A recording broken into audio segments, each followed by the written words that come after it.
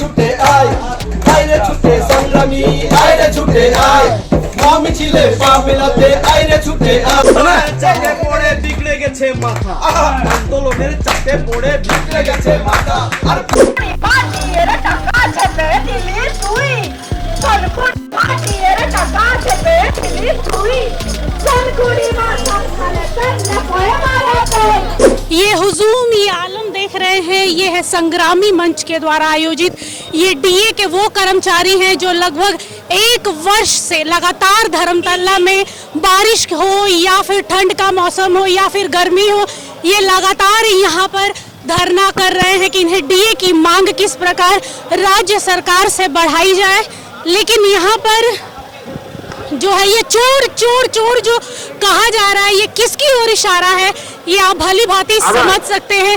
यहाँ पर हजारों की संख्या पर ये जो राज्य सरकार के कर्मचारी हैं वो डीए की मांग कर रहे हैं। लगातार डीए की मांग करते हुए ये कर्मचारी हैं जो सरकारी दफ्तरों से जुड़े हुए, संस्थानों से जुड़े हुए, और बता दें कि ऐसी मांग कर रहे हैं कि 29 तारीख से अगर इनकी बात नहीं मानी गई तो अनिश्चितकालीन धरने पर बैठेंगे ये, जब तक राज्य सरकार इनकी बात न मांगे। आइए देखते हैं, आगे जुड़ते हैं इनसे और जानते हैं कि इनकी मांगे क्या है, क्या ये राज्य सरकार से और ममता बनर्जी से उम्मीद करते हैं। सीधे जुड़ेंगे इनसे, बने रहिए। 1 साल से चल रहा है, क्या कहना चाहेंगे?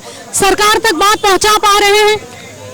बात तो पहुंच गया है, क्योंकि हर रोज किसी न किसी बहाने से हम लोगों को स्कूल में चलाया जाता है बातों की तरफ से।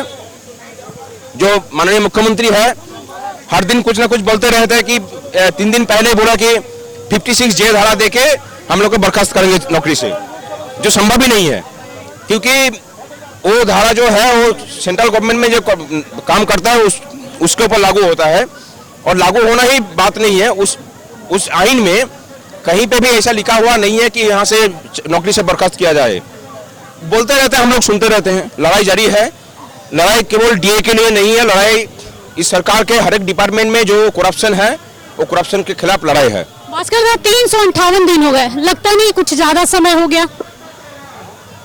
सबको लगता है, एक व्यक्ति को छोड़ के, उसका नाम है ममता बनर्जी, जो दुर्भाग्य से बंगाल का मुख्यमंत्री होकर बैठा हुआ है। विरोध प्रदर्शन के अलावा और कोई रास्ता नहीं? हम लोगों के पास रास्ता क्या है? हम लोग तो बंदूक लेके उतर नहीं सकते, क्योंकि हम लोग लॉ अबाइडिंग पीपल है। तो जैसा हम लोगों का पास है ऐसा चलता रहेगा। हम लोग का कल दोपहर से हम लोगों का हंगर स्ट्राइक भी शुरू होगा। फिर 29 जनवरी से लगातार स्ट्राइक का भी कॉल किया है हम लोग। जो रास्ता है हम लोग उसी सब रास्ते से हम लोग का जो प्रतिवाद है वो पहुंचा रहे हैं राज्य सरकार। ममता बनर्जी ने खुल के कहा था कि अगर पोसा नहीं रहा है राज्य सरकार के जो कर्मचारी हैं कि अगर उन्हें 38% चाहिए, सेंट्रल जितना चाहिए, तो वो ये नौकरी छोड़ के सेंट्रल को अपना ले। यानी कहीं ना कहीं उन्होंने जाहिर कर दिया कि नहीं बढ़ाएंगे। फिर भी किसी राज्य सरकार को ऐसा बोलते सुना कि यहाँ पे अगर नहीं हो रहा तो दूसरे राज्यों में चला जाओ। हम लोग भी ऐसे ही बोल रहे हैं उसको कि अगर हर किसी राज्य सरकार ने उनका कर्मचारियों को एआईसीपीआई के तहत डीए दे सकता है तो आप क्यों नहीं दे सकते? आप जब दे नहीं सकते तो आपको राज्य छोड़ के जाना होगा। बंगाल के लोगों को मान के चलना है कि 29 तारीख को पूरे के पूरे सरकारी दफ्तर बंद रहेंगे, बंद रहेगा 29 तारीख से लगातार। पूरे सरकारी कर्मचारियों का आह्वान है भास्कर जी की ओर से कि भैया आओ, एक साथ आओ, शायद दबाव बढ़ेगा राज्य। एकदम देख रहे हैं किस तरीके से पहले चोर चोर के स्लोगन लगे, उसके बाद एक एक लाइन की जो पंच लाइनें हैं गुड़ी माँ करके, ये अपने बंगाल की भाषा में लोग अपनी बात, अपनी व्यवस्था, अपने कहीं ना कहीं धीरे धीरे मनोबल टूटने को लेकर वो सरकार तक पहुंचाने का प्रयास कर रहे हैं। हजारों की संख्या में मेरी दोनों ओर आप देख सकते हैं लंबी लंबी कतारों में यहाँ पे लोग दिख रहे हैं और कहीं भी इनका मनोबल टूटने का नाम नहीं ले रहा है। ये जता रहे हैं कि चाहे आने वाले दिनों में कितना भी वक्त लग जाए ये अपने हक को लेकर मानेंगे, चाहे ममता सरकार अभी माने ना माने। लगातार 38% जो है केंद्र की ओर, केंद्र की तरह ही अपने राज्य में भी डीए की मांग कर रहे हैं और लगातार करते रहेंगे।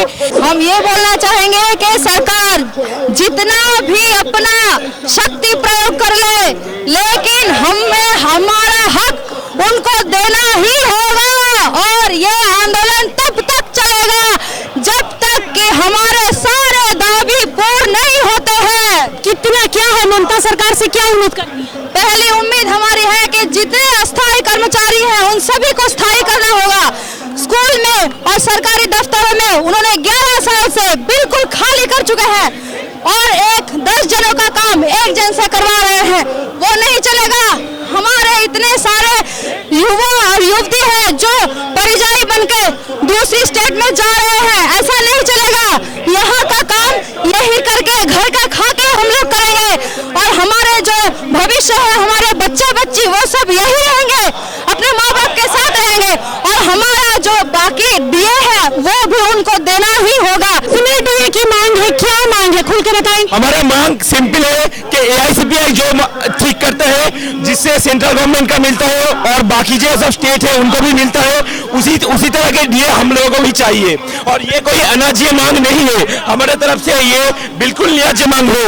और उससे हम अभी तक 36% में से, आप समझ सकते हैं 36%, not even single digit, it's 36%, 1/3 of our salary, 1/3 of the salary is missed। आपको लगता है इस तरह धरना प्रदर्शन करने से ममता गवर्नमेंट झुकेगी?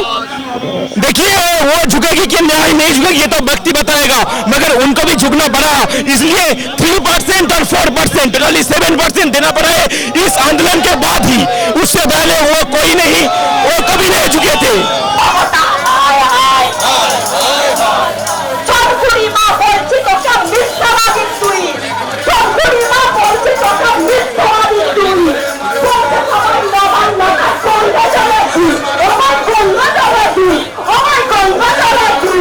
कहीं ना कहीं 358 दिनों से लगातार इनकी मांग जारी है।